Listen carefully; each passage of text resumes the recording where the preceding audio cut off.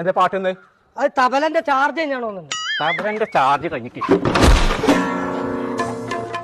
പാട്ട് നല്ലതാണ്. അപ്പൊ നല്ലൊരു സ്പീക്കർ കൊണ്ടുണ്ടാ. പടച്ച റബ്ബേ, നാളെ നീ സ്റ്റേജിന്റെ മുന്നിലുണ്ടാവും. ദേവേ, അതൊക്കെ പരിപാടി കാണാൻ വരുന്നുണ്ടെന്നുണ്ടെങ്കിൽ നിങ്ങൾ ഈ തവളനെ പോട്ട ക്ലാസും ഓട്ടച്ചെരുപ്പൊക്കെ അയച്ച് എങ്ങനെ സ്റ്റേജ് കയറുക? അതിനെ കുറിച്ച് പേടിച്ചണ്ട.